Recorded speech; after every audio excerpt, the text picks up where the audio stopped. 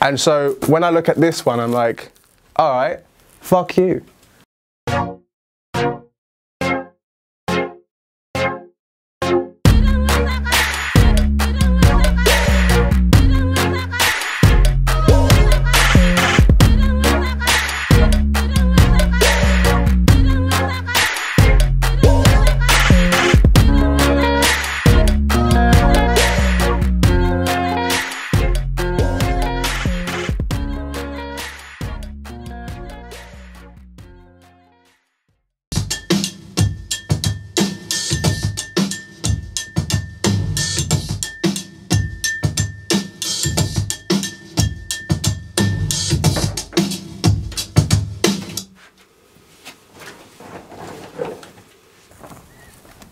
So yeah, I feel like it's like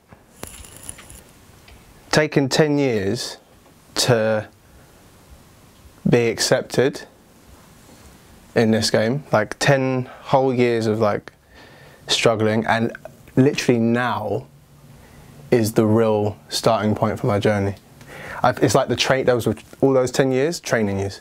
It's like I don't even count them as, even though there are many successes in between, it actually all starts now.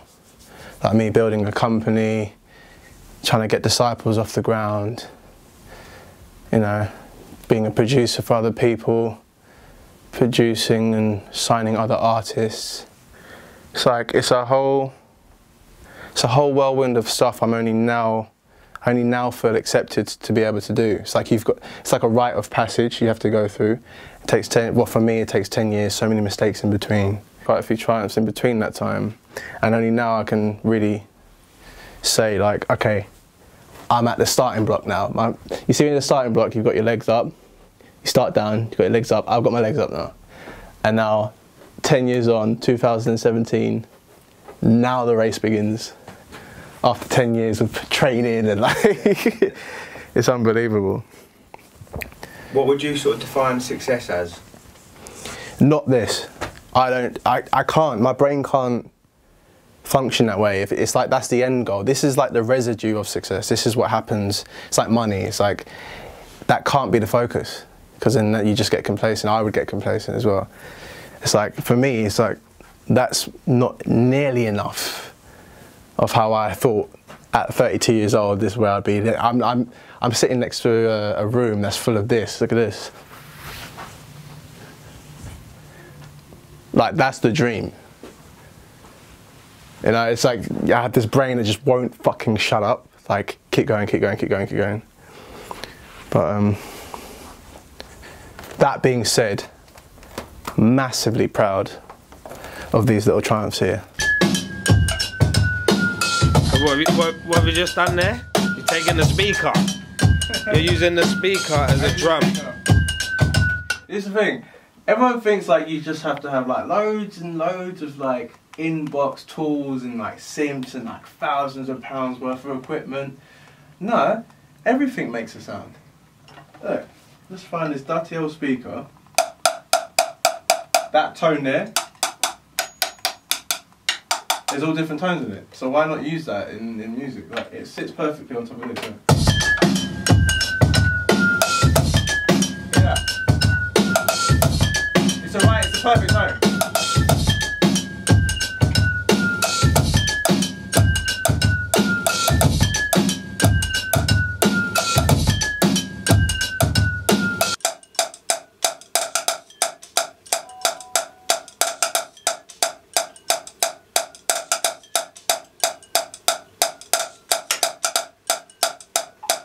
Well, out of all those plaques on that wall at the moment, yeah, what are you most proud of?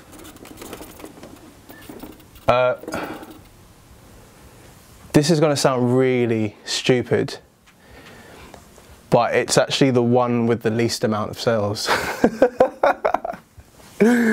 Working with Little Mix, that was my first real in to being accepted as a producer in the industry, and even that took, from when I was starting producing to that took like 7 years. And then the Calvin Harris record, of course, is like,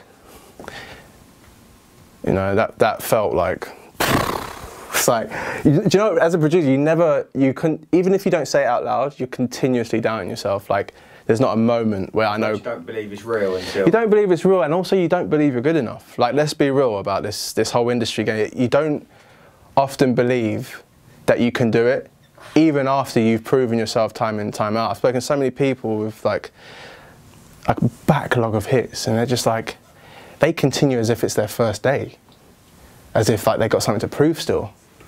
So I'm sitting there, I'm like, you've got like 100 of these, and you're still trying to prove something. So. And that's what inspires you then? That's what inspires me, and it's not like I'm trying to compete with anyone. I don't think any of us are trying to compete with anyone. It's just like, it feels like I'm not done yet. And when I hang one of these, that's another way of saying that's done. You know? In a weird DUVALL brain sort of way, if you know what I mean. Like, yeah, of course. The most important plaque for me is the On My Mind plaque, is this one right here. That's the one for me, because we did this, Disciples did this on our own, without using anyone else's fan base, without using anyone else's vocals, anyone else's beats, anyone else's lyrics. Us three just got in the studio and just banged this one out. And it was right after the time, or about a year after the time we did the Calvin Harris record. So we're still, again, proving our own worth on our own.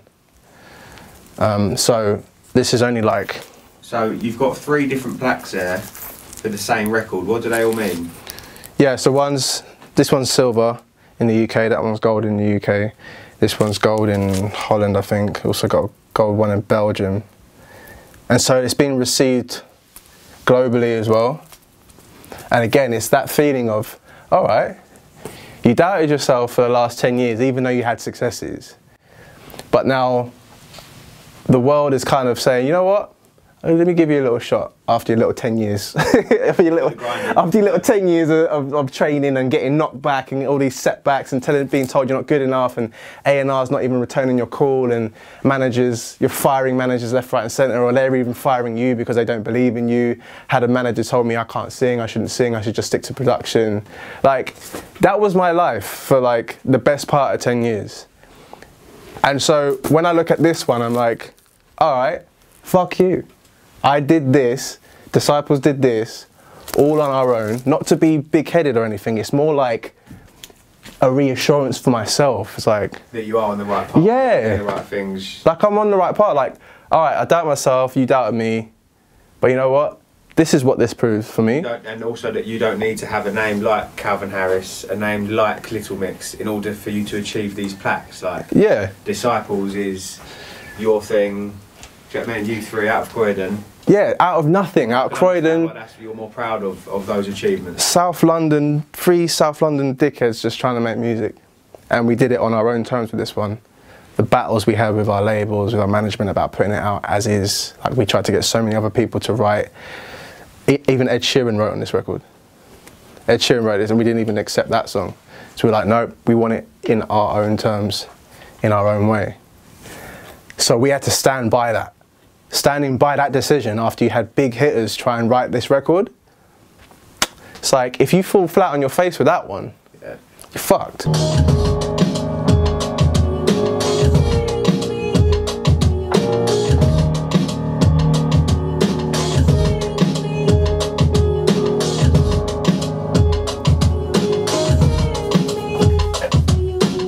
Working with an artist, I like them to start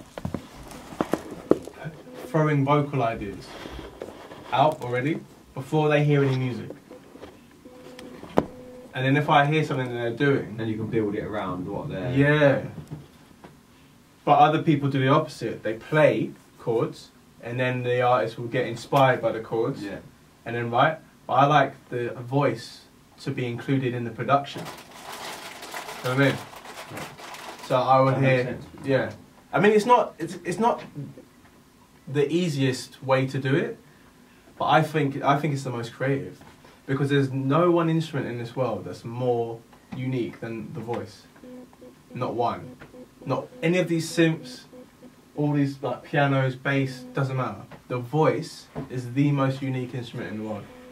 It can do things that no one else and nothing else. Got the most range. Yeah, most range, and also it's to the individual. No one voice is the same as the other.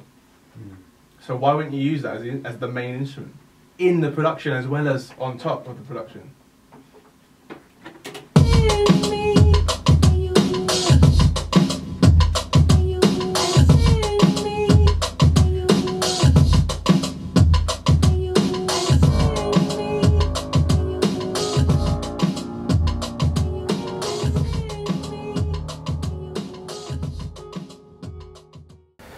For me, it's humbling because the journey's just beginning,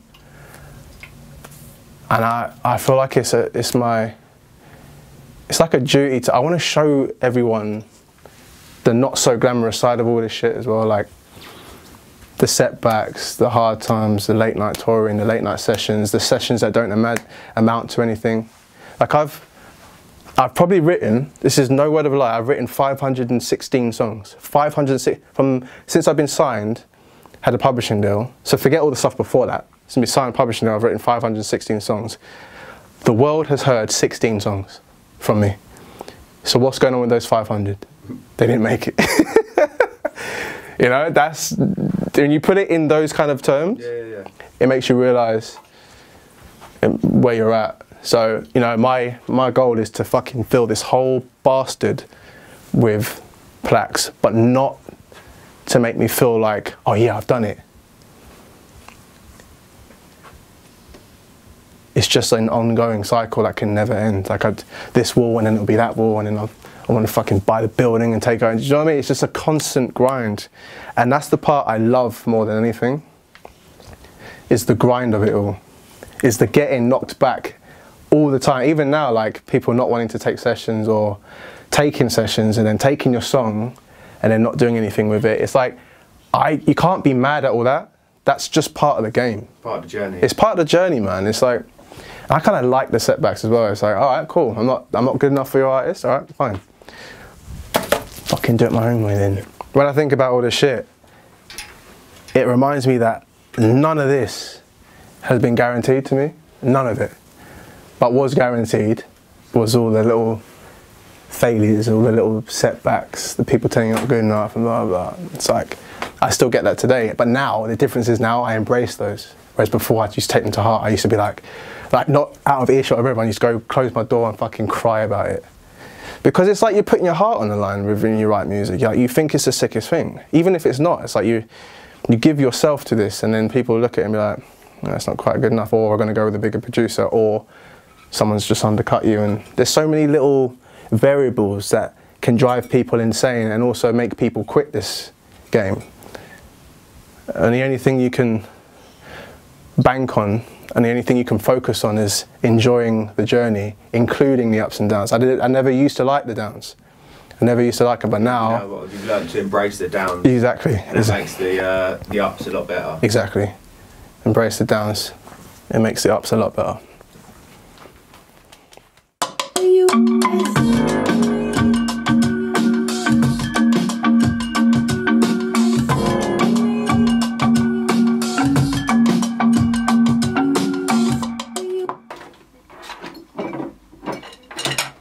This is what my head looks like inside here. This is actually what my head looks like. A jungle. Fucking jungle. My head is a jungle. Thanks, Joe. And anything I find that I like.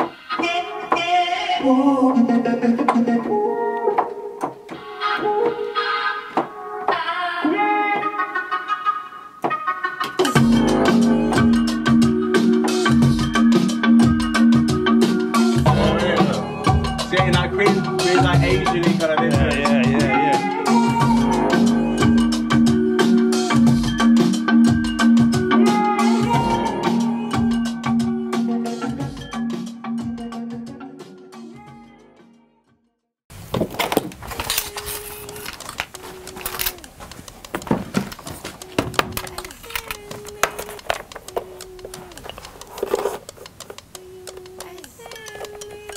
Does that look good there?